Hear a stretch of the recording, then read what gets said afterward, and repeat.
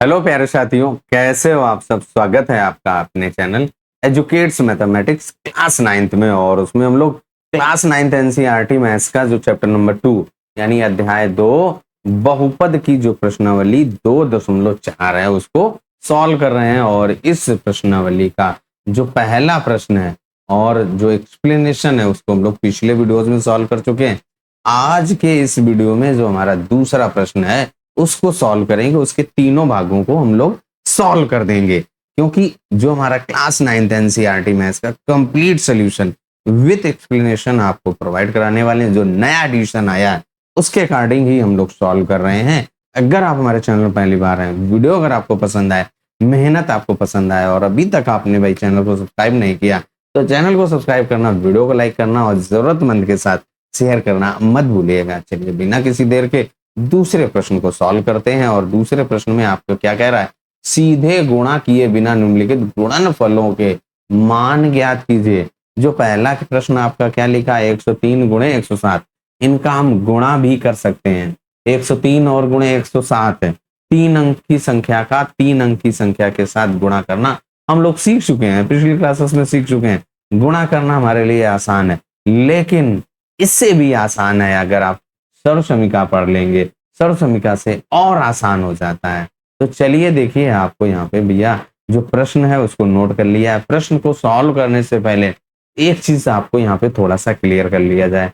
देखिए, जैसे आपसे कोई कहे कि 9 गुणे 9 करिए या 99 गुणे 99 करिए, तो आपको इनको गुणा करने में समय लगेगा, थोड़ा सा लगेगा। लेकिन आपसे कहे 100 गुणे 100 करो तो कितना हो जाएगा, इसको 1 और 1 का गुणा कर दीजिए, 1 और उसके नीचे 1 2 3 4 जीरो।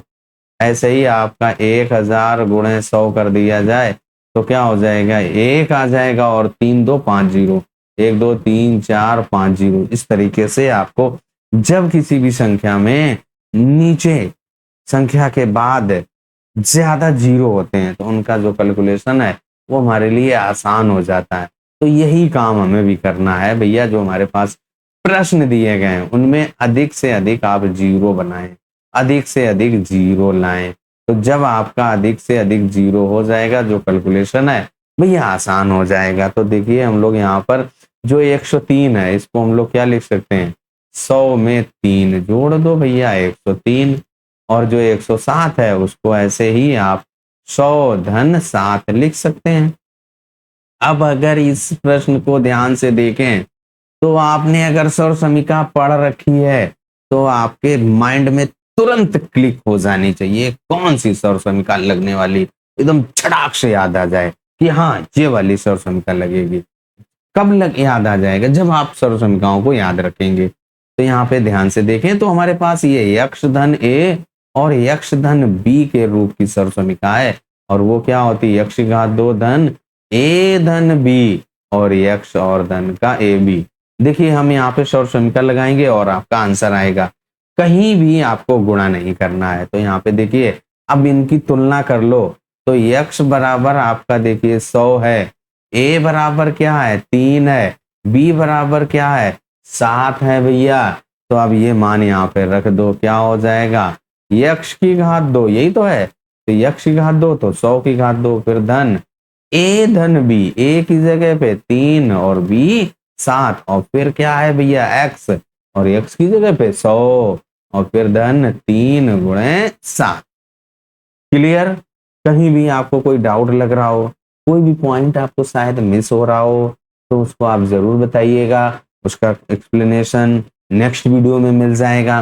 तो चलिए अब इसको सॉल्व कर दीजिए। अभी आपको बताया 100 का वर्ग यानी 100 में 100 से गुणा करना, तो आपका 1 और 1 2 3 4 जीरो हो जाएंगे।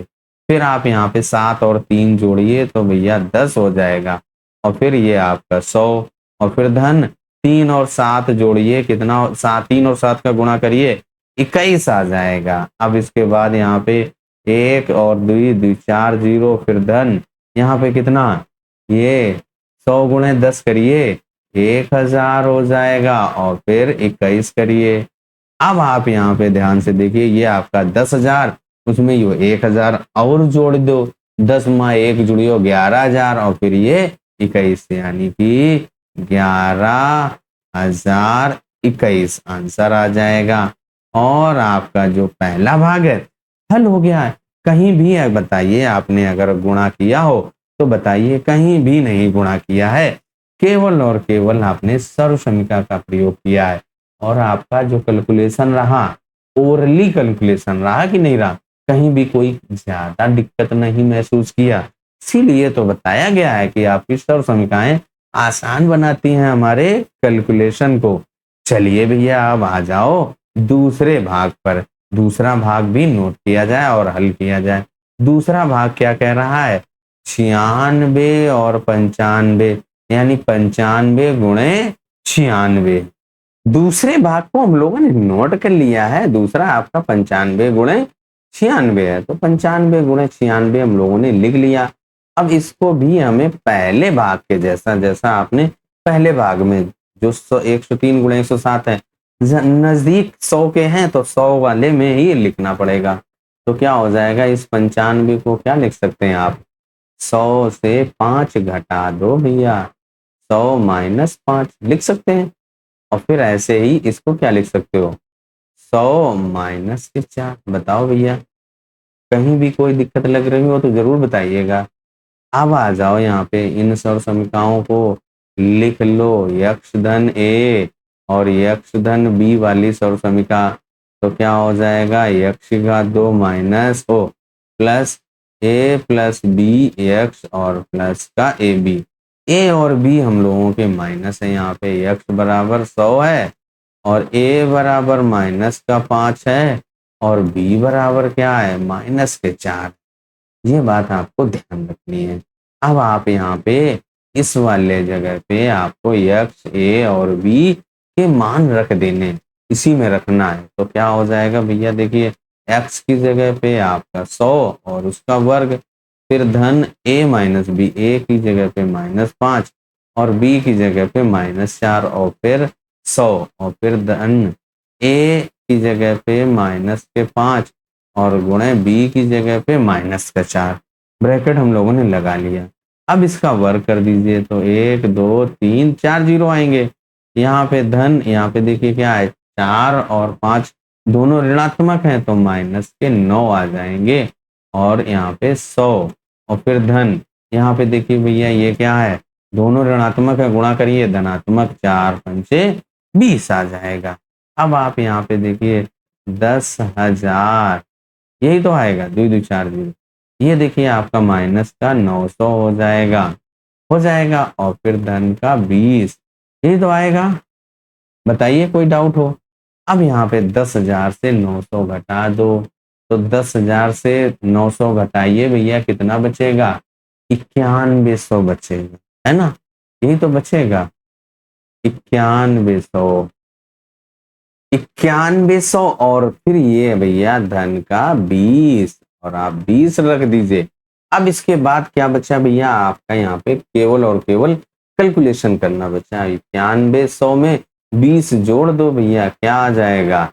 9120। यहाँ पे 2 कहाँ से आ जाएगा भैया? 9120 यहाँ पे लिख दीजिए। तो भैया 9120 और आपका जो भैया आंसर है वो आ चुका है। दूसरा भाग भी हम लोगों ने सॉल्व कर लिया। दूसरे भाग में 95 और गुणे 96 किया तो आपका भैया कितना आया? 9120। अब तीसरा भाग क्या कह रहा है? 104 और गुणे 96। तो इस वाले भाग को भी नोट किया जाए और फिर हल किया जाए। दूसरे प्रश्न के तीसरे भाग को भी हम लोगों ने नोट कर लिया। अब इसको आपको हल कर देना है भैया। तो जरा इसको ध्यान से देखो क्या है। इसको थोड़ा सा सर्व समीकरण के रूप का बनाइए। 100 में 4 जोड़ देंगे तो आपका 104 हो जाएगा। और फिर अगले ब्रैकेट में 96 की जगह 100 से 4 घटाओ भैया। तो 100 से 4 जब घटाओगे तो 96 आएगा। ये हमारा प्रश्न तो वही रहा, कोई परिवर्तन नहीं हुआ। अब आप यहाँ पे प्रश्न को देखते ही बताइए कौन सी सर्व समीकरण लगेगी। जरा ध्यान दीजिए, माइंड पर प्रश्न डालिए। तो कौन सी भैया? यक्स धन वाई और यक्स माइनस वाई। देखिए 2 पद हैं, उनको एक बार जोड़ा गया, एक बार घटा करके गुणा कर दिया गया। क्या होता है भैया? x की घात 2 और माइनस y की घात 2। यहाँ पे अगर x की बात की जाए तो आपका 100 है और y की बात की जाए तो 4 है। मान रख दो भैया, क्या हो जाएगा 100 की घात 2 और माइनस 4 की घात 2। अब आप यहाँ पे 100 का गुणा भी सीख चुके हो। 4 जीरो माइनस 4 का गुणा 4 में करेंगे तो 4 चौकू 16। 10,000 से 16 घटाओ भैया तो क्या आ जाएगा 9,984। यही तो आएगा 9,000 भैया। 10,000 से 1,000 माइनस कर दो तो 9,000 बचा। अब 1,000 से 16 माइनस करिए तो 984 ही आएगा। और 9,984 माइनस करना आप आसानी से जानते हो, नहीं आता तो आप कॉलम में लिख करके हल कर सकते हैं। और इस तरीके से जो हमारा दूसरा प्रश्न है भैया सॉल्व हो चुका है। जो हमारा एक्सप्लेनेशन है आपको कैसा लगा कमेंट करके जरूर बताइएगा। अगला प्रश्न है या अगले जो प्रश्न हम लोग अगले वीडियो में सॉल्व करेंगे। चलिए तब तक अपना ख्याल रखिए, स्वस्थ रहिए, मस्त रहिए। मिलते हैं अगले वीडियो में अगले प्रश्नों के साथ।